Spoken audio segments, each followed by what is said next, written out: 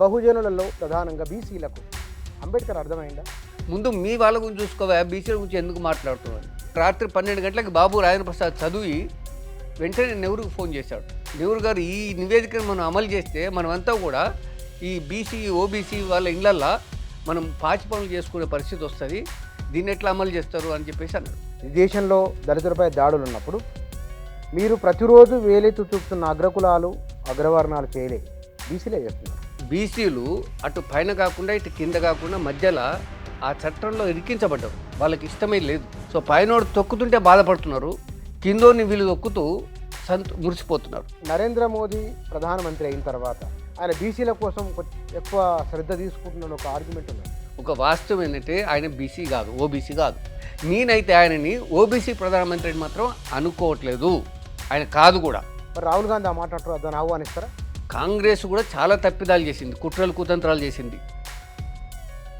కానీ ఇవన్నీ మీలాంటి వాళ్ళు బహుజన ఫిలాసఫీ చెప్పేవాళ్ళు చాలా అలవోకగా చెప్పే మాటలు ఇవన్నీ. నేనైతే స్వయంగా ఐఏఎస్ ఆఫీసర్గా ఆ ఉద్యోగానికి రాజీనామా చేసి తెలంగాణ బీసీ జనసేన అని 4 పేజీల కరపత్రం రాసి, సో ఇది గద్దర్ కూడా కరపత్రం ఇచ్చారు. నేను ఇచ్చిన 3 నెలలకి పవన్ కళ్యాణ్ ఆయన ఇంటికి పోయిండు. అన్న పార్టీ పెడదాం అనుకుంటున్నా, ఒక పార్టీ సూచన చేయమంటే ఆయన టేబుల్ మీద బీసీ జనసేన అని ఉంది, జనసేన అని పెట్టమన్నాడు. పవన్ కళ్యాణ్కు ఆ పేరు ఇచ్చింది గద్దరే. అంటే మీ పార్టీ పేరు ఏం పేరు? లోకల్ బాడీ ఎలక్షన్లో పోటీ చేస్తారా? ఎన్నికలకు పోవడం వలన ప్రయోజనం లేదు. ఎన్నికల్లో పోటీ చేయడం పార్టీ ఎందుకు? ఇది ఇట్లా ఉంటుంది మీకు రాజకీయం.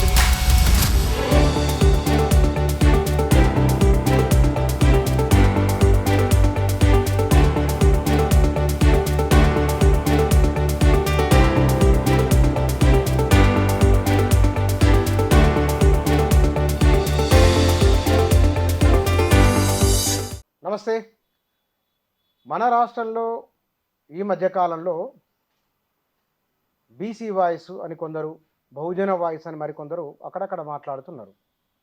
మాట్లాడమే కాదు, వచ్చే ఎన్నికల నాటికల్లా దాన్ని ఒక రాజకీయ శక్తిగా మార్చాలనే ప్రయత్నం చేస్తున్న వాళ్ళు కూడా ఉన్నారు.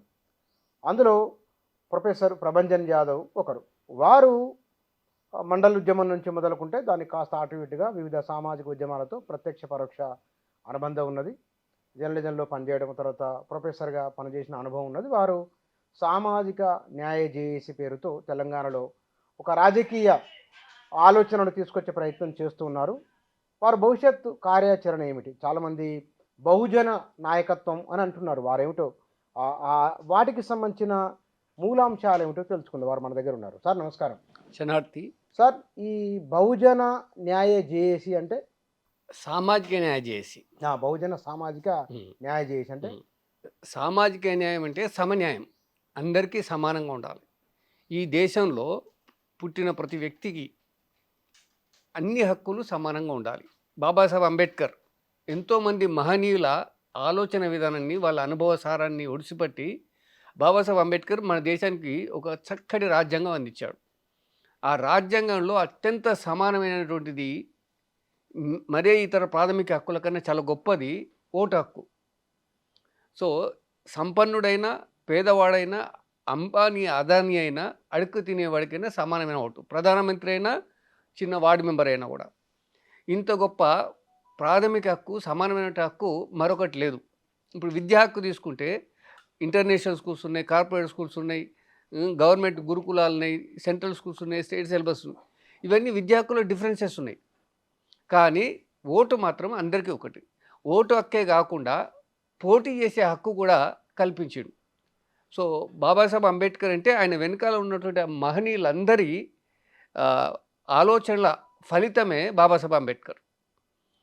సో బాబాసాహెబ్ అంబేద్కర్ ఇచ్చిన ప్రజాస్వామ్యం అనే నిర్వచనము ప్రజల చేత, ప్రజల కోసం ప్రజలే పరిపాలించుకోవాలి. ఈ గడిచిన 76-77 సంవత్సరాల్లో భారతదేశంలో ప్రజాస్వామ్యం లేదు. అదేమిటి? మీరు ఉద్యోగం తెచ్చుకునేది ప్రజాస్వామ్యం నుంచి, ఢిల్లీలో ఉద్యోగం చేసింది ప్రజాస్వామ్యం నుంచి, నా ఎదురుగా మాట్లాడుతూ ప్రజాస్వామ్యం ఉన్నందుకే. ప్రజాస్వామ్యము కొంతమేరకే ఉంది, అది విద్యా ఉద్యోగాల్లో అంతంత మాత్రంగా ఉంది, రాజకీయ రంగంలో అసలు లేదు. మొన్నటికి మొన్న తెలంగాణ అసెంబ్లీ చూసుకున్నట్టయితే, లేదా పార్లమెంట్ ఎన్నికలు చూసుకున్నట్టయితే 43 మంది రెడ్లు ఎమ్మెల్యేలు అయ్యారు, 11 మంది వెల్మల ఎమ్మెల్యేలు అయినారు. అలాగే ఎస్సీ ఎస్టీలకు రిజర్వేషన్ ఉంది కనుక రాజ్యాంగబద్ధంగా వాటా వాళ్ళకు వచ్చినాయి. మైనారిటీస్ ముస్లిమ్స్ 7-8 ఎట్లాగో హైదరాబాద్లో వస్తాయి.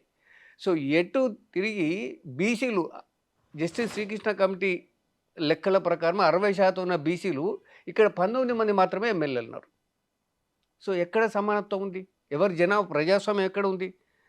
ప్రజాస్వామ్యం అంటే ప్రజల చేత కదా. సో ప్రజా ప్రాతినిధ్యంలో బీసీలకు అవకాశాలు లేవు. 3% ఉన్న రెడ్లు 43 మంది ఎట్లయితారు? అట్లాగే 0.4% ఉన్న వెల్మలు 11 మంది ఎమ్మెల్యేలు అవుతారు. ఒక బ్రాహ్మణ, ఒక వైశ్య, ఇట్లా వాళ్ళ జనాభా. కమ్మలు కూడా తెలంగాణలో 4 నుంచి 6 వరకు ఎమ్మెల్యేలు ఉన్నారు. అంటే బీసీలు 60% ఉన్న బీసీలకు వాళ్ళ ప్రాతినిధ్యం ఉండాలి కదా. వాళ్ళ జనాభా దామశారీతిలో ప్రాతినిధ్యం లేకపోతే ప్రజాస్వామ్యం లేనట్టే లెక్క. సో అట్లాగే ఎంపీ సీట్లు చూస్తే మొన్న 8 మంది రెడ్లు ఎంపీలు అయినరు. సో జానారెడ్డి కొడుకు ఒక ఆయన ఎమ్మెల్యే అవుతాడు, ఒక ఆయన ఎంపీ అవుతాడు. అట్లాగా ఒకే కుటుంబంలో కోమటిరెడ్డి బ్రదర్స్ ఎమ్మెల్యేలు అవుతారు, మంత్రులు అవుతారు. ఇప్పుడు ఇంకా పదవి కావాలంటున్నారు. కానీ సార్ మీరు కానీ మీలాంటి బహుజన వాయిస్ మాట్లాడుతున్న వారు చేస్తున్న ఆర్గ్యుమెంటు, వారు ఇంతమంది అయినరు, ఇంతమంది అని అంటున్నారు. తెలంగాణలో అక్షరాస్యత శాతం అది 70 నుంచి 80% వచ్చింది, పైనే ఉంది.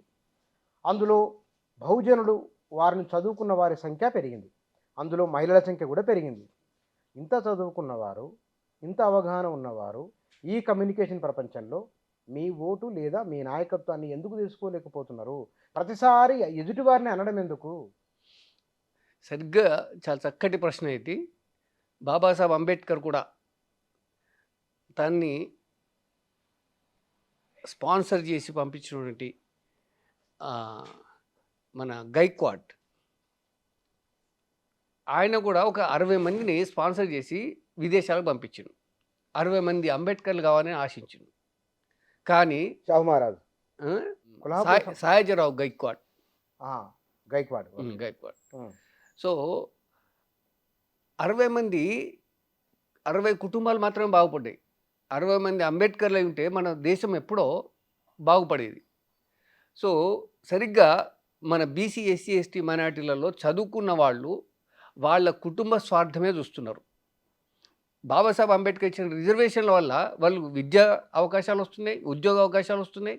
కానీ pay back to society Babasaheb Ambedkar అయితే ఆశించిండో అది ఈ చదువుకొని ఉద్యోగాలు పొందినటువంటి బహుజనులు చెయ్యట్లేదు.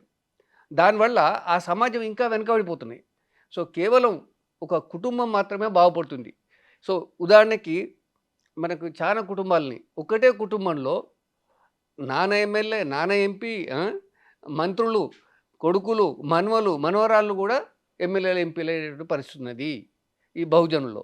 సో అధికారం అనేది పక్కోడు కూడా రావాలి కదా. సో ఈ ఆలోచన చేయట్లేదు కనుక వీళ్ళు కేవలం చదువుకుంటున్నారు కానీ చైతన్యం పొందట్లేదు. సో బాబాసాహెబ్ అంబేద్కర్ ఇచ్చిన రిజర్వేషన్ ఫలితంగా వాళ్లకు విద్యా ఉద్యోగ అవకాశాలు వస్తుంది. బాబాసాహెబ్ అంబేద్కర్ దేనికోసం పనిచేసిండనేది తెలుసుకోవడం లేదు. ఏడాదికి 2 సార్లు తలుసుకుంటున్నారు తద్దినం పెట్టినట్టు. కానీ బాబాసాహెబ్ అంబేద్కర్ ఏం చేసిండు, ఏం చేయమనే విషయాన్ని తెలుసుకోవట్లేదు. సో ఇది చదువుకున్న వాళ్ళ సంఖ్య పెరుగుతుంది కానీ మొన్న ఒకసారి ఒక టీచర్ ఎమ్మెల్సీ పోటీ వచ్చింది, నల్గొండ, ఖమ్మం, వరంగల్. వస్తే చదువుకున్న ఈ బహుజన టీచర్లు సమాజాన్ని బోధించి మార్చాల్సినటువంటి బాధ్యత ఉన్నటువంటి వాళ్ళు మధ్యాహ్నం ఒకచోట సిట్టింగ్ పెట్టి ఆడ తిన్నారు, తాగినరు. రాత్రి ఇంకో పార్టీ ఆయన పెడితే అక్కడ తిన్నారు, తాగినరు. సో అంటే సమాజాన్ని మార్చే బాధ్యతను భుజస్కంధాల మీద వేసుకోవాల్సిన వాళ్ళే అమ్ముడుపోయి తాగుడుకు ఇతర వాటికి లాలూచి పడుతుంటే ఇంకా బహుజనులను ఎక్కడ చైతన్యం చేస్తారు? కనుక బాబాసాహెబ్ అంబేద్కర్ చెప్పాడు, pay back to your society. నువ్వు ఆ సమయాన్ని మార్చడానికి శక్తి వంచన, ఆత్మవంచన లేకుండా ఆర్థికంగా కూడా 10% నువ్వు కంట్రిబ్యూట్ చేయాల్సిన అవసరం ఉన్నది. ఇంకా ఆ రిజర్వేషన్ ఫలితంగా నువ్వు చదువుకున్న ఉద్యోగం వచ్చింది. కానీ సార్ బహుజనులలో ప్రధానంగా బీసీలకు అంబేద్కర్ అర్థమైందా? బీసీలకు కొంతమందికే అంబేద్కర్ అర్థమైండు. అయితే రెండో అంశం ఏంటంటే మనువాదులంతా కూడా అంబేద్కరు కేవలం ఎస్సీ ఎస్టీలకే చేసిండు, బీసీలకు చేయలేదని ఒక దుష్ప్రచారం చేసిండు. ఆ విషయానికి వస్తే బ్రాహ్మణులకు వైశ్యులకు, క్షత్రియులకు, ఆధిపత్య కులాలందరికీ కూడా ఆయన చేసిండు. ఆ రాజ్యాంగంలో వచ్చిన ఓటు హక్కు పోటీ చేసేటువంటి అవకాశం కల్పించిందని వాళ్ళ ఎమ్మెల్యేలు, ఎంపీలు, మంత్రులైనరు, గవర్నర్లైనరు, ఇంకా రాజ్యాంగ పదవులు ఎన్నో అలంకరించిండు. అది బాబాసాహెబ్ అంబేద్కర్ కల్పిస్తేనే కదా. సో ఈ విషయాన్ని మనువాదం ఉన్న బీసీలు, హిందూ బ్రాహ్మణిజం ఫోల్డ్లో ఉన్నటువంటి బీసీలు ఇంకా పూర్తిగా అంబేద్కర్ని తెలుసుకోలేదు. అంబేద్కరు బీసీలకు రిజర్వేషన్ కల్పించలేదని చెప్పేసి అంటారు. ఆయన 75 ఏళ్ల క్రితం ఆయన ఎస్సీ ఎస్టీలకు రిజర్వేషన్ కల్పించారు. ఆ రోజు బీసీల కోసం కూడా తాపత్రయపడ్డారు. కానీ అప్పుడు రాజ్యాంగ పరిస్థితుల్లో ఉన్నవాళ్ళు వ్యతిరేకించారు. ముందు మీ వాళ్ళ గురించి చూసుకోవా, బీసీల గురించి ఎందుకు మాట్లాడుతున్నారు అని. బీసీలకు కూడా రిజర్వేషన్ కల్పిస్తే వాళ్ళ ఆధిపత్యము కొనసాగదని వాళ్ళకి తెలుసు. కనుక ఆయన్ని ఒక రకంగా బెదిరించారు. లేకపోతే ఎస్సీ ఎస్టీలో కూడా రిజర్వేషన్లు మేము ఒప్పుకోము అని ఒక బెదిరింపులాగా చేస్తే, సరే ముందైతే ఇది రానియండి, వచ్చినాక 340 ఆర్టికల్ కింద బీసీల కోసం, నిజానికి ఎస్సీ ఎస్టీలు కూడా బీసీలే. సో ఆయన ఏమన్నాడు, ఇవాళ మనం బీసీలు అనుకున్న వాళ్ళు ఓబీసీలు, అదర్ బ్యాక్వర్డ్ కాస్ట్, వాళ్ళ కోసం కమిషన్ వేయాలి. ఆ కమిషన్ రికమెండేషన్ ప్రకారం రిజర్వేషన్లు కల్పించాలి, రాజకీయంగా, విద్యా, ఉద్యోగ రంగాల్లో కూడా కల్పించాలని చెప్పి ఆయన సిఫార్సు చేసింది. ఆ మేరకే 53లో కాకా కాలేల్కర్ కమిషన్ వచ్చింది. 2 ఏళ్ళు ఆయన పనిచేసి ఆయన కూడా రికమెండ్ చేసిండు. ఆయన నివేదికని సమర్పించాడు బాబు రాజేంద్ర ప్రసాద్ వీళ్ళందరికీ. సమర్పించిన తర్వాత రాత్రి 12 గంటలకు బాబు రాజేంద్ర ప్రసాద్ చదివి వెంటనే నెహ్రూకి ఫోన్ చేశాడు. నెహ్రూ గారు, ఈ నివేదికను మనం అమలు చేస్తే మనమంతా కూడా ఈ బీసీ, ఓబీసీ వాళ్ళ ఇళ్ళల్లో మనం పాచి పనులు చేసుకునే పరిస్థితి వస్తుంది, దీన్ని ఎట్లా అమలు చేస్తారు అని చెప్పేసి అన్నాడు. అప్పుడు నెహ్రూ కాకా కాలేల్కర్ని పిలిపించుకొని ఇది కాకుండా దీని మీద డిసెంట్ నోట్ పెట్టమన్నాడు. ఆయన 18 పేజీల డిసెంట్ నోట్ పెట్టాడు.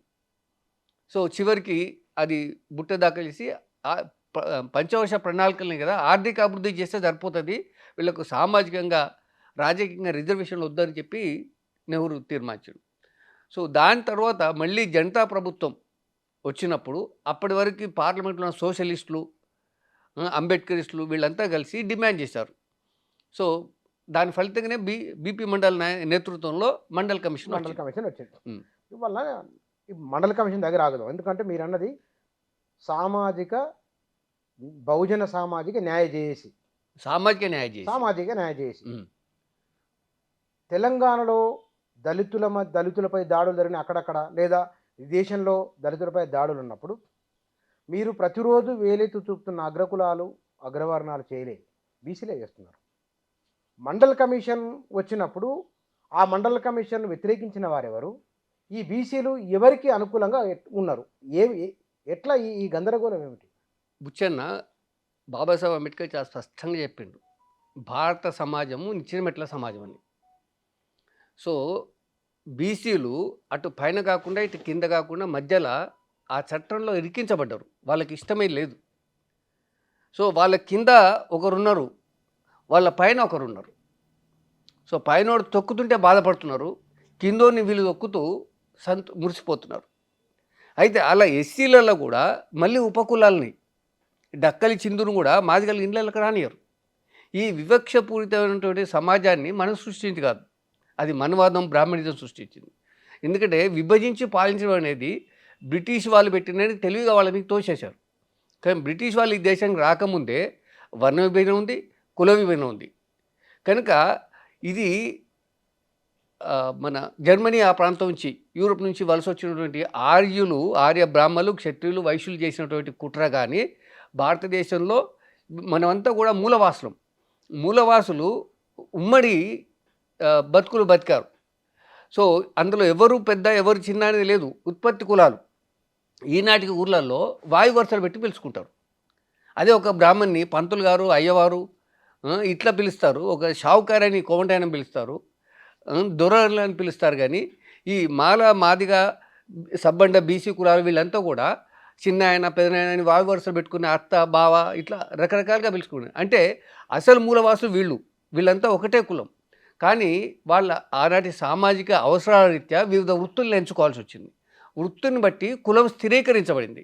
ఇవాళ నువ్వు వృత్తి మారినా నువ్వు జర్నలిస్టు, నేను జర్నలిస్టు, కానీ మన ఇద్దరిది ఒకటే కులం కాదు. జర్నలిస్టుల మధ్యన కూడా మళ్ళీ అదే సామాజిక వివక్ష అనేది కొనసాగుతున్నది, ఆ అంతరం కొనసాగుతున్నది. కనుక ఇది బ్రాహ్మణీయ మనువాద సమాజం పెట్టినటువంటిదే కానీ బీసీలు అంటే ఎస్సీలకు శత్రువులు కాదు, ఎస్సీలు అంటే బీసీలకు శత్రువులు కాదు. కానీ ఆ భావజాలంలో భాగంగా పరస్పరం శత్రువులుగా చూసుకుంటున్నారు. బీసీలు మమ్మల్ని దొక్కుతున్నారని ఎస్సీలు అనుకుంటున్నారు, ఎస్సీలు మా మీద ఆర్టీసీ కేసులు పెడుతున్నారని వీళ్ళు అనుకుంటున్నారు. సో వీళ్ళ మధ్యన ఒక కమ్యూనికేషన్ జరిగి నువ్వు నేను అందరం ఒకటేరా, మనం రక్త బంధువులము, మనం ఆలోచించుకోవాలి అని సామరస్యపూర్వకంగా పరస్పరం ఎడ్యుకేట్ చేసుకుంటూ సమస్యలు పరిష్కరించుకోవాల్సిన కానీ అవసరం. నరేంద్ర మోదీ ప్రధానమంత్రి అయిన తర్వాత ఒక బీసీగా ఆయన బీసీల కోసం ఎక్కువ శ్రద్ధ తీసుకుంటున్న ఒక ఆర్గ్యుమెంట్ ఉన్నది. ఒక వాస్తవం ఏంటంటే ఆయన బీసీ కాదు, ఓబీసీ కాదు. ఆయన ముఖ్యమంత్రిగా ఉన్నప్పుడు గానుగా నూనె పట్టే కులం, నూనె పట్టే కులం ఒకటి, ఆ నూనెని తీసుకుపోయి వ్యాపారం చేసే కులం ఒకటి. సో ఆయనది వ్యాపారం చేసే కులం, అది ఫార్వర్డ్ కాస్ట్లో ఉంది. ఆయన ముఖ్యమంత్రిగా ఉన్నప్పుడు తెలివిగా దాన్ని బీసీలలో కలుపుకున్నాడు, ఓబీసీలో కలుపుకున్నాడు. సో ఆయన ఓబీసీ ప్రధానమంత్రి అయి ఉంటే 2 టర్ములు సక్సెస్ఫుల్గా చేసుకుని 3 టర్మ్కి వచ్చింది కదా. మండల్ కమిషన్లో మొట్టమొదటి రికమెండేషను చట్టసభలో బీసీలకు ఓబీసీలకు రిజర్వేషన్లు ఇవ్వాలి. ఎందుకు ఆ బిల్లు ప్రవేశపెట్టలేదు? ఎందుకంటే ఆయన మొన్న కూడా చెప్పిన స్టేట్మెంటు బీసీలకు రిజర్వేషన్ ఇవ్వడం నాకు ఇష్టం లేదని కూడా అన్నాడు.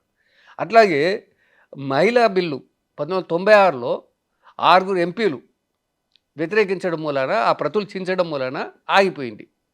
వాళ్ళు ఎవరంటే ములాయం సింగ్ యాదవ్, శరద్ యాదవ్, లల్లు యాదవ్, మాయావతి, ఆ తర్వాత ఉమాభారతి, దత్తాత్రేయ, ఈ 6 ఎంపీలు పార్లమెంట్లో ఆ ప్రతులు చించేసి. సో అలాంటి మహిళా బిల్లుని మళ్ళీ ఈయన ఓబీసీ ప్రధాని చెప్పుకుంటే ఆయన ఆ బిల్లు పాస్ చేసిండు. ఎలాంటి సవరణ చేయకుండా ఓబీసీ మహిళలకి కోటాలో మా వాటా అయిందన్న ఉద్దేశంతో ఆగిపోయింది, అది ప్రవేశపెట్టలే. పైగా ఈడబ్ల్యూఎస్ రిజర్వేషన్ 10% ఇచ్చిండు. కనుక నేనైతే ఆయనని ఓబీసీ ప్రధానమంత్రిని మాత్రం అనుకోవట్లేదు, ఆయన కాదు కూడా. ఇది ఆయన చరిత్ర. ఇప్పటికి కూడా ఆయన బీసీల పట్ల ప్రేమ ఉంటే చట్టసభలో బీసీ రిజర్వేషన్ బిల్లు పెట్టు, ఎవరి జనాభా కుల జనగణన చేయి, ఎవరి కులం ఎంత ఉన్నదో ఆ జనాభా రీత్యా దామాషా రీతిలో నువ్వు పంపకాలు చేయి. అభివృద్ధే కాదు, అధికారంలో కూడా అవకాశాలు ఉండాలి. ఇది మనం డిమాండ్ చేస్తున్నాం. ఆయనే నిరూపించుకోవాల్సింది, నేను ఓబీసీ ప్రధానమంత్రి నిరూపించుకోవాల్సింది బాధ్యత ఆయన మీద ఉంది ఇప్పుడు. కానీ ఇక్కడ మీరు మరి రాహుల్ గాంధీ ఆ మాట అంటారు, దాన్ని ఆహ్వానిస్తారా? కాంగ్రెస్ కూడా చాలా తప్పిదాలు చేసింది, కుట్రలు కుతంత్రాలు చేసింది. గత చరిత్రను చూస్తే ఎక్కువ కాలం ఈ దేశాన్ని పరిపాలించింది వాళ్ళే. కానీ ఇప్పటికైనా వాళ్ళు సోయి తెచ్చుకున్నారు, వాళ్ళు మేము చేస్తామని అంటున్నారు. సో కనుక చేసే వాళ్ళని ఎవరైనా ఆహ్వానిస్తాం. గతంలో కూడా ఓబీసీ ప్రధానమంత్రి అనే భారతదేశంలో ఉన్నటువంటి ఓబీసీలు మాయబడి ఓబీసీ ప్రధానమంత్రి అని అనుకున్నారు. కానీ ఆయన ఏం చేయలేదు, ముందు చేయి చూపెట్టిండు, ఆధిపత్య కులాలకే అవకాశాలు కల్పిస్తున్నాడు. సో కనుక వాళ్ళు ఏ కులము ఏ సామాజిక వర్గం అనేది కాదు ముఖ్యం, వీళ్ళ కోసం చేస్తున్నారా లేదా అనేది ముఖ్యం. అట్లా అనుకుంటే కామారెడ్డి డిక్లరేషన్లో బీసీలకి 42% రిజర్వేషన్ ఇస్తామని కాంగ్రెస్ పార్టీ అనౌన్స్ చేసింది, ఇది లోకల్ బాడీస్లో. అలాగే ఉదయపూర్ డిక్లరేషన్లో ఒక ఎంపీ సీట్లో 2 ఎమ్మెల్యేలు ఇస్తామన్నారు. కాంగ్రెస్ కూడా మోసం చేసింది. ఆయన రాహుల్ ఒక మాట చెప్తున్నాడు పాదయాత్రలో భాగంగా, ఇక్కడ వాస్తవంలో ఆచరణలో వేరే విధంగా ఉంది. కనుక ఇంటి దీపం అని ముద్దు పెట్టుకోలేం, మూతి మీసాలు కలుతాయి. కనుక మంచి చేస్తా అని మాటల్లో కాదు ఆచరణలో చూపెట్టాలని మనం డిమాండ్ చేస్తున్నాం. కుల జనగణన అధికారంలోకి వస్తాను, ఇప్పుడు 2011లో నువ్వే అధికారంలో ఉన్నావు కదా, సో ఎందుకు చేయలేకపోయినరు? అప్పుడు ఒక సామాజిక సర్వే చేసిండ్రు, ఆ సామాజిక సర్వే చేసి దాని రిపోర్ట్ కూడా వ్యాలిడిటీ లేకుండా పోయింది. కనుక భారతదేశం అనేది కులము ఒక సామాజిక వాస్తవం, ఎవరికి ఇష్టం ఉన్నా లేకపోయినా ఏదో ఒక కులంలో పుట్టాల్సిందే. ఇక్కడ నుంచి విదేశాలకి లేదా ఇంకా అంతరిక్షంలో పోయినా అక్కడ పోయి కూడా కులం ఉంటుంది. ఆయన రాజీవ్ శర్మ అంతరిక్షం పోయినాక ఆయన మొట్టమొదటి చదివింది గాయత్రి మంత్రం. గాయత్రి మంత్రం కానీ లేకపోతే శర్మ అని కానీ అక్కడ కులాన్ని పట్టుకపోయినట్టే కదా. కనుక భారతీయులు ప్రపంచంలో ఎక్కడ పోయినా కూడా వాళ్ళ వెంట కులం అనేది నీడలాగా వస్తుంది అని చెప్పి కాంశీరామ్ చెప్పిండు. దీనికి పరిష్కారం ఏమిటి మరి?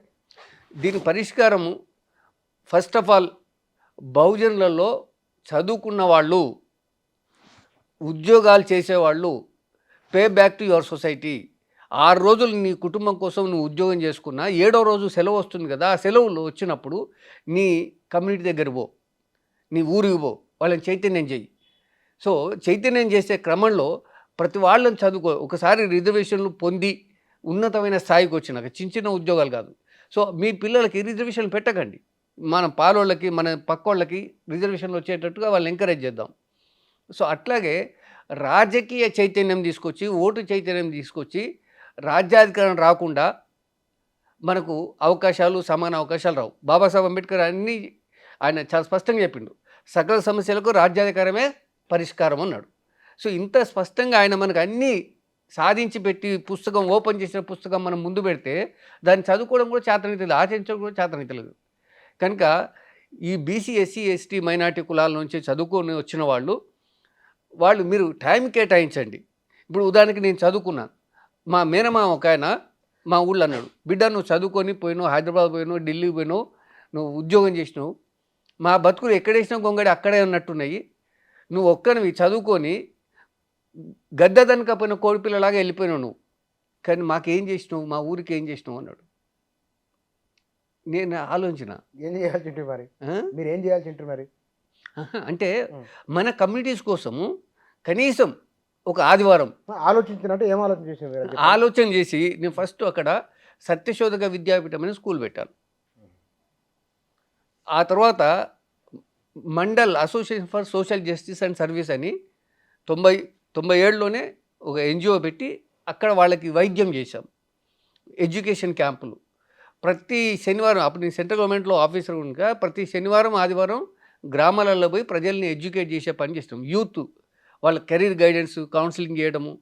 సో, రాజకీయాలకు రావాల్సిన అవసరం, ఎందుకంటే అందరూ ఉద్యోగాల కోసమే ఎగబడుతున్నారు. చదువుకున్న ప్రతి ఒక్కడు ఉద్యోగాల కోసం పోతున్నాడు. అసలు భారత రాజ్యాంగం, భారత ప్రభుత్వం అంటే వీళ్ళకి అవగాహన లేదు. ఏ టీచర్ కూడా బిడ్డను మంచిగా చదువుకొని క్లెవర్గా డాక్టర్గా, ఇంజనీర్ కావా, లేదా లాయర్గా, ఐఏఎస్, ఐపీఎస్ కావాలని చెప్తారు. కానీ నువ్వు మంచి రాజకీయ నాయకుడు కావాలని ఏ టీచర్ చెప్పలే, ఏ తల్లిదండ్రులు కూడా కోరుకోలే. సో, భారత ప్రభుత్వంలో శాసన వ్యవస్థ నెంబర్ 1, దాని తర్వాత కార్యనిర్వాహక వ్యవస్థ, మూడోది న్యాయ వ్యవస్థ. మీడియా కొంత గవర్నమెంట్లో ఉంది, కొంత ప్రైవేట్లో ఉంది. సో, ఈ దేశంలో శాసనాలు, చట్టాలు తయారు చేసేటువంటి ఆ రంగాన్ని ఎవరు బహుజనులు ఎంచుకోవట్లే. ఇప్పుడు నేను కూడా ఒక జర్నలిస్ట్ 10 ఏళ్ళు పనిచేశాను, ఐఏఎస్ ఆఫీసర్గా 15 ఏళ్ళు పనిచేశాను, ప్రొఫెసర్గా 10 ఏళ్ళు పనిచేశాను. నేను రాజకీయ రంగంలోకి ఎందుకు పోలేదు? ఒకవేళ పోతే నాకు పూట గడవడం కూడా కష్టమే. కనుక వృత్తిగా రాజకీయాన్ని ఎంచుకొని ఇవాళ యువతరము రాజకీయాల్లో చేరాల్సిన అవసరం ఉన్నది. ఒక స్పష్టమైన అవగాహన ఉండాలి. రాజకీయం కూడా ఒక దొరలకి లేకపోతే ఆధిపత్య కులాలకి బానిసలుగా ఉందామా, మనం స్వతంత్ర ఆలోచనలతోటి ప్రజాస్వామ్యబద్ధంగా నడుచుకుందామా? ఇవాళ ఐఏఎస్ ఆఫీసర్ కూడా చీఫ్ సెక్రటరీ అయినా ఒక డిగ్రీ పాస్ అయినవాడు, డిగ్రీ ఫెయిల్ అయినవాడు ముఖ్యమంత్రి అయితే వాళ్ళు చెప్పినట్టు వీళ్ళు తయారు చేసి వర్క్ చేయాలి. కనుక రాజకీయాలకు ఎవరు వస్తున్నారు? 10th ఫెయిల్ అయ్యి, ఇంటర్మీడియట్ ఫెయిల్ అయ్యి, డిగ్రీ ఫెయిల్ అయ్యి, ఇటు కొట్టుకొని అటు కొట్టుకొని పాస్ అయినవాడు వాడు రాజకీయాలకు వస్తున్నాడు, ఎమ్మెల్యే అవుతున్నాడు, ఎంపీ అవుతున్నాడు, మంత్రి, ముఖ్యమంత్రి, ప్రధానమంత్రి అవుతున్నాడు. చదువు ఇక్కడ మీ ఉద్దేశము డిగ్రీ చదివి ప్రధానమంత్రి చదువు విషయంలో అభ్యంతరం ఉందా, సర్వీస్ విషయంలో అభ్యంతరం? సర్వీస్ విషయంలో అభ్యంతరం లేదు, చదువు విషయంలో కూడా అభ్యంతరం లేదు. మరి ఇంకేమిటి? సమాజాన్ని మనం ఎటువైపు డ్రైవ్ చేస్తున్నామనేదే నా అభ్యంతరం. తల్లిదండ్రులు, ఆ తర్వాత టీచర్లు ఈ దేశ పరిపాలన ఎవరు చేస్తున్నారు, వాళ్ళకున్న జ్ఞానం ఏంది? ఇప్పుడు బాబాసాహెబ్ అంబేద్కర్ ఎన్ని డిగ్రీలు చదివిండు? రాజ్యాంగం రాసే అవకాశం కూడా ఆయనకు ఎందుకు వచ్చింది? ఈ దేశంలో మనకు స్వతంత్రం వచ్చినాక 15-20 మంది పండితులు అనుకొని చెప్పేటువంటి బాపనోళ్ళు వాళ్ళంతా లండన్ వెళ్ళారు. అక్కడ కాన్స్టిట్యూషనల్ ఎక్స్పర్ట్ ఒక ప్రొఫెసర్ ఉన్నాడు. ఆయన పోయి, అయ్యా మాకు స్వతంత్రం ఇచ్చారు కదా, మాకు రాజ్యాంగం కూడా రాసి పెట్టండి అన్నారు. అరే ఇంత దూరం వచ్చిందా, నా స్టూడెంటే ఉన్నాడు కదా, వాడైతే బాగా రాస్తాడు అన్నాడు. వీళ్ళందరూ నువ్వా అని చూసుకున్నారు. ఎందుకంటే వీళ్ళందరూ కూడా గాంధీతో సహా బాబు రాజేంద్ర ప్రసాద్, నెహ్రూ వీళ్ళంతా లా చేసిన వాళ్ళే. వాళ్ళ ముఖాలు చూసుకుంటుంటే మీరెవరు కాదురా, అంబేద్కర్ ఉన్నాడు, భీమరావు అంబేద్కరు, వాడు మీ దేశం గురించి, మీ దేశ సామాజిక, సాంస్కృతిక, ఆర్థిక, రాజకీయ విషయాల్లో నిష్ణాతుడు. ఆయనైతే మీకు అద్భుతమైన రాజ్యాంగాన్ని రాసి పెడతాడు, అని చెప్పిండు. అప్పుడు ఆయన రికమెండ్ చేసినాక వచ్చి ఇవాళ రాజ్యాంగ పరిషత్కి అధ్యక్షుడు వహించాను. సో ఇవాళ నేను ఏమంటుంటే బాబాసాహెబ్ అంబేద్కర్ లాగా మనమంతా జ్ఞానవంతులం కావాలి, విజ్ఞానవంతులం కావాలి. ఈ సమాజ శ్రేయస్సును కోరుకొనే పనిచేయాలి. దాంట్లోనే వ్యక్తి శ్రేయస్సు కూడా ఇమిడి ఉంటుంది. సో నేనేమంటున్నానంటే ఒక చిన్న కథ నేను ఎప్పుడు చెప్తుంటాను వేదికల మీద. ఒక ఇద్దరు టీచర్లు రిటైర్మెంట్ తర్వాత పెన్షన్ ఆఫీస్ దగ్గర కలుసుకున్నారు. బుచ్చన్న మీ మీ పెద్దోడు చాలా అద్భుతంగా చదివేవాడు కదా, చిన్నప్పటి నుంచి క్లేవర్ ఏం చేస్తున్నాడంటే వాడు ఐఏఎస్ పాస్ అయ్యి సెక్రటరీగా పనిచేస్తున్నాడు అన్నాడు. చిన్నోడేమో చిన్నప్పటి నుంచి గొడవలు పడి ఈ ఇంట్లోకి వెళ్ళి అక్కడ తిట్లు గొడవలు అన్నీ తీసుకొచ్చేవాడు. ఎక్కడ పనిచేస్తున్నాడు సెక్రటరీగా అంటే మా చిన్నోని దగ్గర అన్నాడు. అరే చిన్నోని దగ్గర చేసామంటే అవును, వాడు ఈ గొడవలన్నీ చేసి అన్నిట్లా ఇన్వాల్వ్ అయ్యి వాడు ఎమ్మెల్యే అయిండు, మినిస్టర్ అయిండు. మా చిన్నోడు మినిస్టర్ అయితే మా పెద్దోడు ఆడ సెక్రటరీగా పనిచేస్తున్నాడు. కనుక జ్ఞానవంతులు విజ్ఞానవంతులు రాజకీయం ఎంచుకోవాలని బాబాసాహెబ్ అంబేద్కర్ ఆచరణ రూపంలో కూడా చూపెట్టిండు. తను ఇండియన్ లేబర్ పార్టీ పెట్టిండు, షెడ్యూల్ కాస్ట్ ఫెడరేషన్ పెట్టిండు, చివరికి చనిపోయే ముందు రిపబ్లికన్ పార్టీ ఆఫ్ ఇండియా అని కూడా దాని ముసాయిదా అంతా రెడీ చేసి పెట్టిండు. సో ఈ బహుజనులు ఆయన వారసులు అని చెప్పుకునే వాళ్ళంతా ఎందుకు ఆ లైన్ ఎంచుకోవట్లేదు? అలాగే ఇంకొక జోక్ కూడా ఉంది, సోషల్ మీడియా వాట్సాప్ యూనివర్సిటీలో వస్తుంటుంది. బాగా చదువుకున్నాడు ఐఏఎస్ అవుతున్నాడు, ఏం చదువుకున్నాడు మంత్రి అవుతున్నాడు, 10th కూడా చదవని 5వ తరగతి చదివిన వాడు స్వామీజీ అవుతున్నాడు. సో ఈ ఐఏఎస్ ఆఫీసర్లు మంత్రులు అంతా పోయి స్వామీజీ కాళ్ళు మొక్కుతున్నారు. అంటే జ్ఞానం ఎవరి దగ్గర ఉంది, ఎవరు ఏం పని చేస్తున్నారు? కనుక ఇవాళ చదువుకున్న వాళ్ళంతా జ్ఞానవంతులు కావాలని నేను కోరుకుంటున్నా, విజ్ఞానవంతులు కావాలి. ఈ సమయాన్ని సరైన దిశలో నడిపించాల్సిన బాధ్యత వాళ్ళ మీదనే ఉంది. కనుక ఇవాళ బహుజన కులాల్లోంచి వచ్చిన వాళ్ళు మీ కుటుంబాల గురించి ఆలోచించకండి. వాడికి ఉద్యోగం వచ్చేదాకా ఎంత దూరం వేసినా నేను పోతా అంటాడు. ఉద్యోగం వచ్చినాక తన ఊరికి దగ్గర కావాలనుకుంటాడు, తన ఊరికి లేదా నియరెస్ట్ టౌన్ కోరుకుంటాడు. ఆ తర్వాత పిల్లల కోసం వాడి మకాంని, వాడు టీచర్ అయ్యుండి కూడా వాళ్ళ పిల్లని ఆ స్కూల్లో చదివాడు, వాడు ఎంఆర్ఓ అయ్యుండి కూడా గవర్నమెంట్ స్కూల్లో చదివాడు, డాక్టర్ అయ్యి కూడా గవర్నమెంట్ స్కూల్లో చదివాడు. వీళ్ళంతా గవర్నమెంట్ స్కూల్లో చదువుకొని వచ్చిన వాళ్ళే. కానీ వీళ్ళకి ఆర్థిక శక్తి పెరగడంతో శాలరీస్ వస్తున్నాయి కనుక వీళ్ళ పిల్లల్ని ప్రైవేట్ స్కూళ్ళలో చదివిస్తున్నారు, టౌన్స్లో చదివిస్తున్నారు. మీ పిల్లలు ఎక్కడ చదువుకున్నారు? మీ పిల్లలు ఎక్కడ చదువుకున్నారు? మా పిల్లలు కూడా అట్లనే చదివారు. నేనేమి అతీతం కాదు. మరి ఎట్లా సాధ్యమవుతుంది మార్పు? అదే ఇప్పుడు వచ్చే తరమన్నా జ్ఞానవంతులు కావాలి కదా. నా ఉద్యోగం అంతా సిటీలలోనే ఉంది. నేను జర్నలిస్ట్గా పనిచేసిన హైదరాబాద్లో చేసిన, ఐఏఎస్ ఆఫీసర్గా పనిచేసిన హైదరాబాద్లో చేసిన, ఢిల్లీలో చేసినాను. కనుక నా కుటుంబము నాతో ఉంటుంది కనుక సిటీలో చదువుకున్నారు. నేనేమి ఎక్సెప్షన్ అని కోరుకోవట్లే. అయితే సమాజంలో ఉన్న విషయం ఎత్తి చూపెడుతున్నాను. తర్వాత ఇలా చదువుకున్న వాళ్ళు రాజకీయ రంగం వైపు రావట్లేదు. ఒక నెహ్రూ మాత్రమే తన కూతుర్ని తను జైల్లో ఉండి కూడా letters to a father from his daughter అని చెప్పి ఒక పుస్తకం వచ్చింది. ఆయన ఆ లెటర్స్లో మొట్టమొదటి లెటర్ ఏం చెప్పంటే, నేను ఇవాళ రాజులకు వ్యతిరేకం, నీకు తెలుసు కదా, అయినా ఒక రారాజు చక్రవర్తి గురించి చెప్తా అన్నాడు. ఏంటి అది అంటే అశోక చక్రవర్తి గురించి చెప్పాడు. సో ఈ దేశంలో రాజు అయినవాడు అశోక చక్రవర్తిని, రాజు అయినవాడు గౌతమ బుద్ధుని ఆదర్శంగా తీసుకొని పరిపాలన చేయాలి. కానీ ఇవన్నీ మీలాంటి వాళ్ళు బహుజన ఫిలాసఫీ చెప్పేవాళ్ళు చాలా అలవోకగా చెప్పే మాటలు. ఇవన్నీ ఆచరణ వచ్చేవరకు అవి చాలా కష్టసాధ్యమైన విషయం అర్థమవుతూ ఉన్నది. మీరు చేస్తున్న ఈ ఈ బహుజన ఫిలాసఫీ అంతా కూడా మీరు ఒక రాజకీయ ఫోర్స్గా అని అంటారు, రాజకీయ పార్టీలో ఆలోచన అట్లా కనబడుతుంది నాకు. చివరికి మీరు ఎటువైపు వెళ్దామని అనుకుంటున్నారు? వచ్చన్న చాలా అద్భుతమైనటువంటి ఆలోచన. ఏంటంటే మనం ఎప్పుడు కూడా ఆచరణ లేదని అనడానికి లేదు.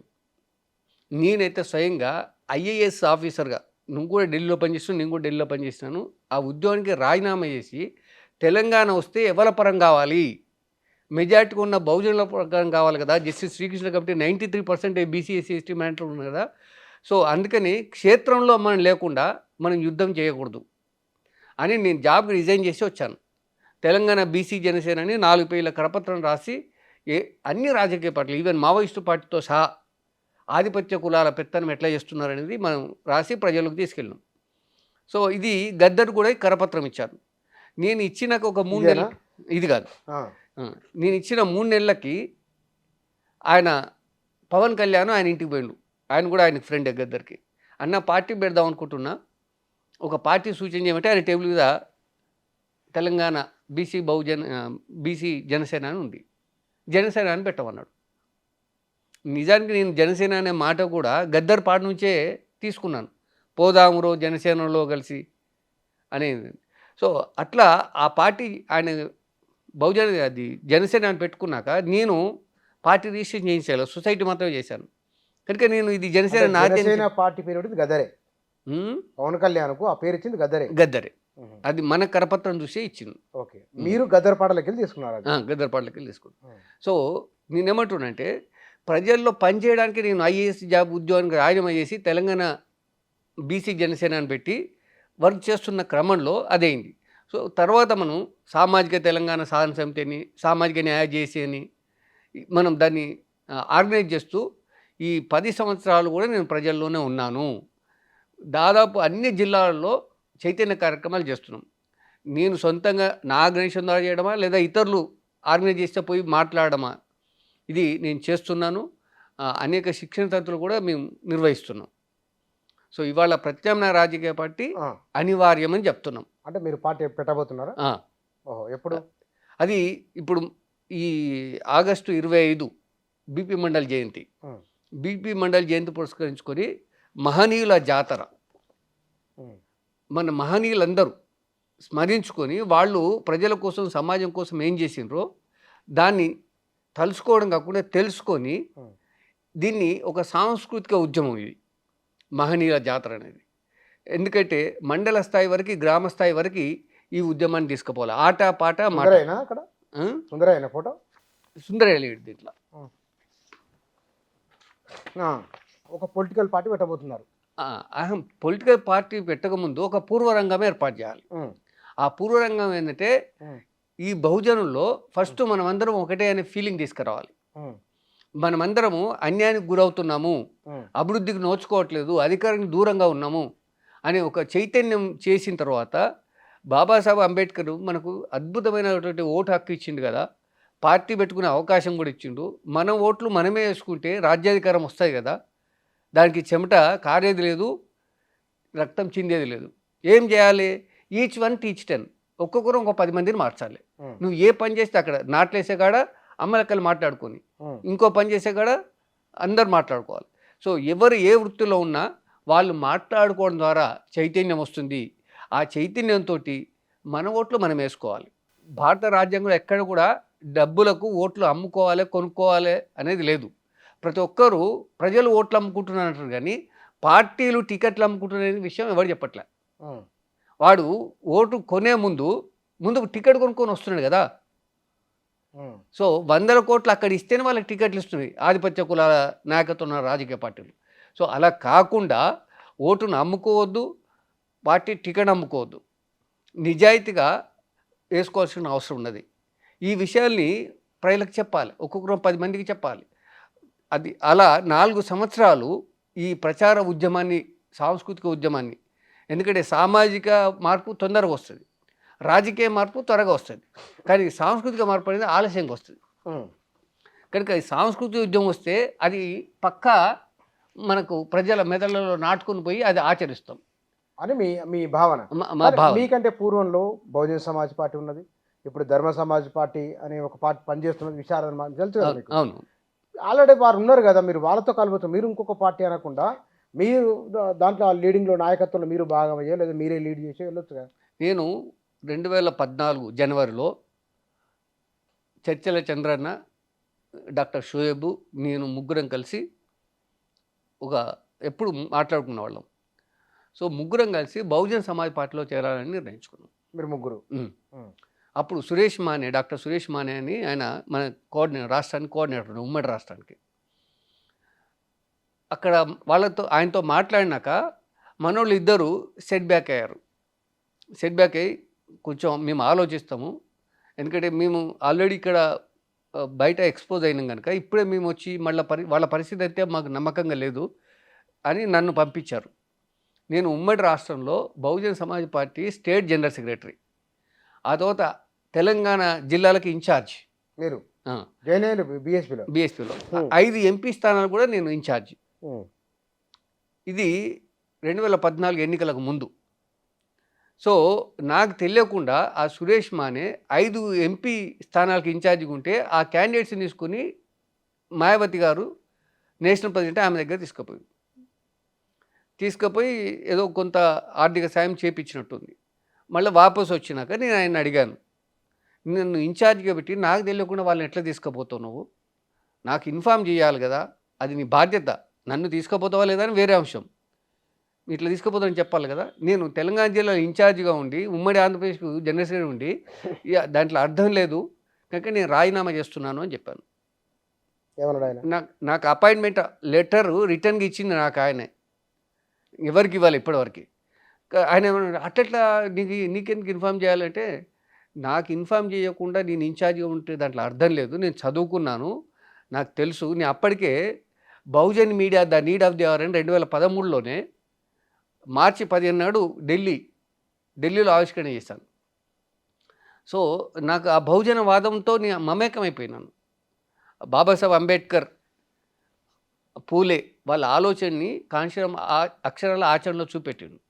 సో బహుజన అనే మాట గౌతమ్ బుద్ధుడు ఎంచుకున్నాడు. సో అక్కడి నుంచి వాళ్ళ అనుంగు శిష్యుడిలాగా నేను ఫాలో అవుతూ వచ్చినాను. కానీ ఈ కుట్రలు కుతంత్రాలని సహించలేక నేను రాజీనామా చేశాను. నేను దీన్ని ఇష్యూ చేయొచ్చు కానీ చెయ్యను, ఎందుకంటే బహుజన సమాజ్ పార్టీ అన్న బహుజనవాదం అన్న నాకు ప్రేమ ఉంది కనుక నా బిడ్డ నా ఒళ్ళో కూర్చొని ఉచ్చపోస్తే తూడ్చుకుంటాను కనుక నేను పక్కకు వైదొలుగుతున్నాను, నేను ఉండను అని చెప్పేసి బయటకు వచ్చినాను. దానికి సమాధానం ఏమిటి వారిది? ఇది ఇట్లా ఉంటుంది, మీకు రాజకీయం తెలియదు అంటాడు. ఓకే, అంటే ఇప్పుడు నేను ఈ విశారదను ప్రస్తావన ఇదెందుకు ఉదాహరణ చెప్పిన నాకు అర్థం కాలేదు. విశారదన్ కూడా మంచి కాంశీరామ్ అనుచరుడే, కానీ విశారదను తను ఒక్కడిగా బయలుదేరిండు. తన సమకాలీనులు కానీ తన సీనియర్లు కానీ ఇమ్మీడియట్గా వాళ్ళను కలవకుండా తాను ఒక్కడే 10,000 కిలోమీటర్లు తిరుగుతూ తనకన్నా వయసులో చిన్న వాళ్ళని మాలాంటి వాళ్ళ ఆలోచన పరులతో కలిసి మాట్లాడి ఉద్యమం చేయలే ఆయన. సో ఆయన అనుంగు సహచరులతోటి ఆయన చేస్తున్నాడు. 10,000 మందిని 10,000 కిలోమీటర్లు తిరిగి చేయడం అనేది చాలా అద్భుతమైనటువంటి ప్రక్రియ, అభినందిస్తున్నాను విశారదాన్ని. కానీ ఏ ఒక్కరి నాయకత్వంలో కానీ ఏ ఒక్కరి కూడా సామాజిక విప్లవం తేలేరు, బహుజనులకు రాజ్యాధికారం ఇవ్వలేరు. సో బహునాయకత్వంలో మాత్రమే అది సాధ్యమవుతుంది. కనుక బహునాయకత్వాన్ని ముఖ్యంగా ఈ నిచ్చెనమెట్ల కుల వ్యవస్థలో వర్ణ సిద్ధాంతం చెప్పిండ్రు, బ్రాహ్మణ క్షత్రియ వైశ్య శూద్ర అని. కానీ Babasaheb Ambedkar BC SC ST minority అని 4 వర్గాలుగా చేసింది. వీళ్ళని ఐక్యపరచకుండా చైతన్యం చేయకుండా ఈ బహునాయకత్వం డెవలప్ చేయకుండా మన లక్ష్యం సాధ్యం కాదు. సో వాళ్ళు చేసే కృషిని నేను అభినందిస్తున్నా, కానీ అందరం కలిసి చేయాల్సినటువంటి అవసరం ఉన్నది. సో దానికోసం ఇవాళ నేను మహనీయుల జాతరాన్ని పెడుతూ అందరినీ సంప్రదిస్తున్నాను, అందరినీ భాగస్వాములు చేస్తున్నాను. ఎందుకంటే చిన్న భిన్న అభిప్రాయాలు ఉండొచ్చు, అభిప్రాయ భేదాలు అయితే లేవు, భిన్న అభిప్రాయాలు ఉన్నాయి. సో ఎంతవరకు కలిసి వస్తామో కలిసి పనిచేస్తామో అంతవరకు కలిసి పనిచేద్దాం, కలవని కాడ డిఫర్ అవుదాం. ఈ కలిసి పనిచేసే క్రమంలో అవి కూడా మనకు పరిష్కారం అవుతాయేమో. కనుక నేను ఇవాళ అందరినీ కలిపే ప్రయత్నమే మహనీయుల జాతర. ఎందుకంటే ఏ ఒక్కరితో కాదు, ఏ ఒక్కరి వల్ల అయ్యేది కూడా కాదు. మెజారిటీగా ఉన్న ప్రజలు వాళ్ళు రియలైజ్ కావాలి, మెజారిటీ సమాజానికి ప్రతినిధులుగా వస్తున్న నాయకులు కూడా ఒక్కటి ఐక్యం కావాలి. సో అవసరమైతే ఒక పార్టీలో ఉంటామా, లేదా ఇదే భావజాలంతో అనేక పార్టీలు పెట్టినా కూడా ఆ పార్టీల కూటమి ఏర్పాటు చేసుకుంటాం. ఇవాళ ఎన్డీఏ రూపంలో ఇండియా మీరు ఇక్కడ తయారవుతారా, ఒక సామాజిక న్యాయ కూటమనో బహుజన కూటమనో ఏదో ఒక పేరు పెట్టుకుందాం, అందరికీ ఆమోదయోగ్యమైంది. కానీ వాళ్ళందరము శక్తివంచన ఆత్మవంచన లేకుండా పనిచేస్తేనే, ఎవరి బలం ఎక్కడ ఉందో అక్కడ పోటీ చేస్తేనే గెలిచే అవకాశాలు ఉంటాయి. అంటే మీ పార్టీ పేరు ఏం పేరు? ఇంకా నిర్ణయం కాలేదు, తప్పకుండా మీకు తెలియజేస్తాము. ఓపెన్గా మనం మీడియా అందరిని ఇన్వైట్ చేసే మార్చిలో మహనీయుల మహాజాతర అని పెడుతున్నాం. ఇవాళ రేపు 25 నుంచి మార్చి దాకా ప్రతి మండల స్థాయి వరకు కూడా, జిల్లా నియోజకవర్గ స్థాయిలో కూడా ఈ మహనీయుల జాతర పెట్టి ఒక సాంస్కృతిక ఉద్యమాన్ని ఆట పాట మాట ద్వారా ప్రజలకు తీసుకు. ఎందుకంటే మన సమాజము నిరక్షరాస్యత సమస్య, అక్షరాస్యత లేదు కనుక ఇప్పుడు కూడా మాట్లాడడానికే ప్రిఫర్ చేస్తారు కానీ రాయడానికి ప్రిఫర్ చేయరు మనం చదువుకున్న వాళ్ళు కూడా. కనుక ప్రజల వద్దకు తీసుకుపోయి ప్రజలే దీని అవసరం అనేది గుర్తించి వాళ్ళు డిమాండ్ చేసినప్పుడే ఆ పార్టీ ప్రకటిద్దాం. ఓకే, అంటే మీరు బీసీల కోసం ఒక పార్టీ అనుకోవచ్చా ఇది? లేదు, బీసీలు ఉంటారు, ఇతరులు బహుజనులందరూ ఉంటారు.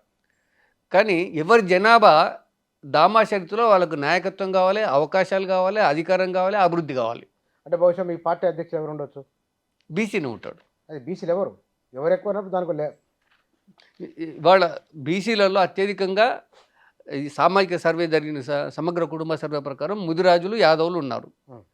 ఆ తర్వాత మిగతా గౌడ్స్ ఉన్నారు, మున్నూరు కాపు ఉన్నారు, పద్మశాలు ఉన్నారు, వడ్ల కమ్మరి ఉన్నారు.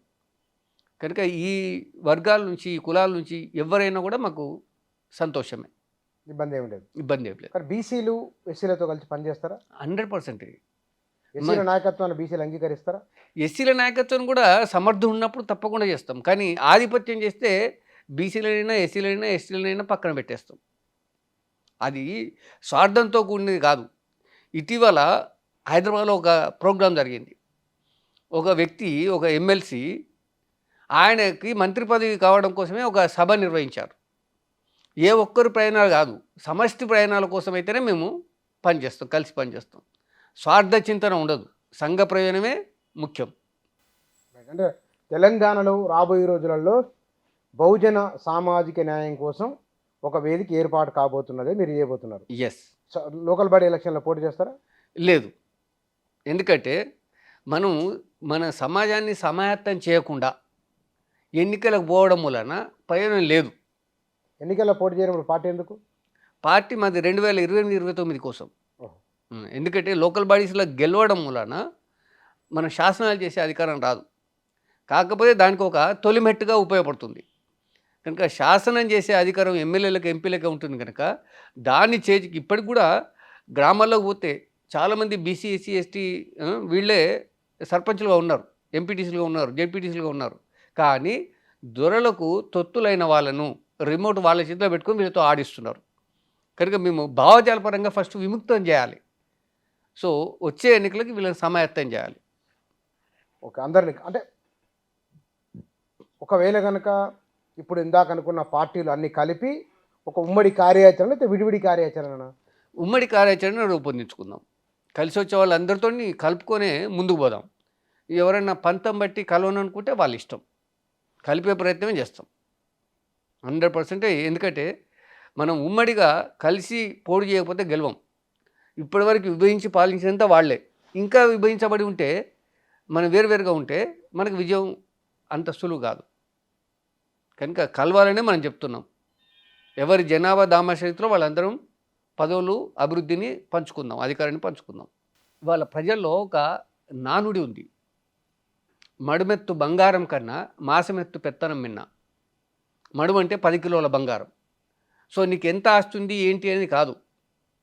నేను 2000 సంవత్సరంలో వరంగల్లో పనిచేస్తున్నప్పుడు అక్కడ ఒక రాజకీయ నాయకత్వ శిక్షణ శిబిరం అని పెట్టాను. యాదవ రాజకీయ నాయకత్వ శిక్షణ శిబిరం. దాదాపు 480 మంది వచ్చారు ఆ శిబిరానికి. వచ్చినాక అప్పుడు కంచెలయ్య, సింహాద్రి, నేను, అక్కడ డాక్టర్ రాజారాం, సంపత్ రాజారాం అని ఉండే. సో మేమందరం కలిసి వాళ్ళకు శిక్షణ బోధించాం. దాని ఫలితంగా ఒక ఆయన, కొమురయ్య అనేట ఆయన, ఆ ఊళ్ళో గడియల పెత్తనం ఉండేది. స్వతంత్రం రాకముందు గడియల పెత్తనం. స్వతంత్రం వచ్చినాక ఆయన సర్పంచితనం, మైలార్ వస్తే ఆయన పెండ్లం పెత్తనం. ఈ పరిస్థితులలో ఆయన పోయి, ఆయన ఆ దొర తర్వాత ఈ యాదవ్ వీళ్ళిద్దరు కూడా క్లాస్మేట్సే.